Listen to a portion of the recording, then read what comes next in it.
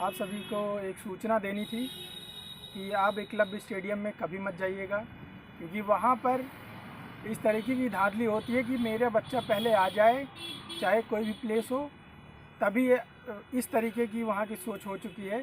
Sumedha ma'am नाम के खेलो India की जो कोच हैं, उनके कहे अनुसार कि जूता बिना पहने अगर आप भाग रहे हैं या रेस में जो है, अगर आप दौड़ते वक्त अगर आपने जूता निकाल दिया कि आपका रेस ख़राब ना हो, या फिर आपके पैर में जूता काटने लगा, तो आप अगर सॉक्स में भाग जाते हैं तो आप डिस्क्वालीफाई हैं। तो मैं सुमेधा मैम से ये पूछना चाहता हूँ कि AFI के तहत या खेलो इंडिया के कौन सा ऐसा बुक है जिसमें उनको ये रूल पता चला है कि जूता बिना पहने भागे जो है आप उसे डिस्क्वालीफाई कर देते हैं। अब दूसरा ये क्वेश्चन है कि अगर वो डिस्क्वालीफाई थी तो उसको रेस पूरा क्यों करने दिया गया। मैं आपको बता दूं कि राष्ट्रीय खेल दिवस के उपलक्ष्य पे एकलव्य स्टेडियम में हर साल की भांति इस साल भी बालक और बालिकाओं की रेस जो कि एथलेटिक्स में हुई, बालकों की 5 किलोमीटर की रेस और बालिकाओं की 3 किलोमीटर रेस हुई, जिसमें हमारे सिखाए हुए बच्चियों ने पार्टिसिपेट किया, जिसमें first, second, third, fourth number भी था अपना, फोर्थ छोड़ करके 6, 5th और 6th नंबर अपने ही हमारे ही जो बच्चे थे, ये पीछे आपको दिख रहे होंगे, इन्होंने हासिल किया। जबकि उनका सुमेधा मैम का ये कहना है कि 3rd नंबर बच्ची जो आने वाली है उसके द्वारा जूता रेस में निकाल दिए का, रेस के बीच में ही जूता चलते चलते में दौड़ते वक्त में निकालने पर उसको डिस्क्वालीफाई कर दिया गया है। अब मुझे ये नहीं समझ में आ रहा है कि ये कौन सा नियम है और किस लॉजिक के ऊपर है। और गुस्सा इस बात पे आ रहा है कि जब बच्चों ने कहा, बच्चों की एकता भी है और होना भी चाहिए, कि इन बच्चों ने फर्स्ट, सेकंड, थर्ड और 5, 6 को इनाम मिला था। इन्होंने कहा कि अगर उनको नहीं मिलेगा, 3rd पोजीशन उनको नहीं मिलेगा तो हम भी नहीं लेंगे। इसलिए उन्होंने त्र्यंबक तिवारी जी उसके जो है मुख्य अतिथि के रूप में आए थे।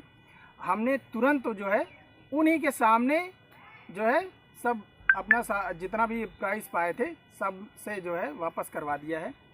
और अब मैं आप सभी से ये गुजारिश करूँगा कि अब आप एकलव्य स्टेडियम में खेलने मत जाइएगा, क्योंकि एकलव्य स्टेडियम के जो बच्चे भी हो या फेडरेशन का कोई गेम हो या हॉस्टल ट्रायल हो, वो सिर्फ अपने बच्चों का ही कराना चाहेंगे।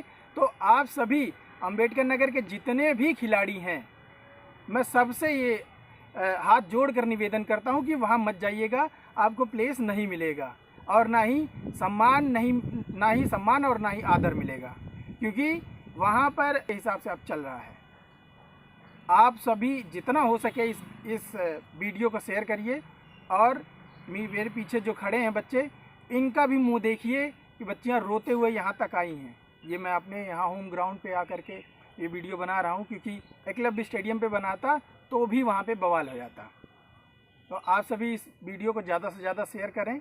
और सुमेधा मैम जो हैं एथलेटिक्स की आई हुई हैं, वो अभी खेलो इंडिया के तहत आई हैं। तो मैं खेलो इंडिया के जो चीफ हैं उनसे भी एक बात आग्रह करना चाहूँगा हाथ जोड़ करके, कि आप भी प्लीज़ कोई जियो ऐसा जारी करिए जिसमें ये भी बताइए कि जूता पहनकर भागना अलाउ है या नहीं है, या रनिंग करते समय अगर जूता काटने लगता है बीच में तो उसको उतारने पर डिस्क्वालीफाई किया जा सकता है कि नहीं किया जा सकता है।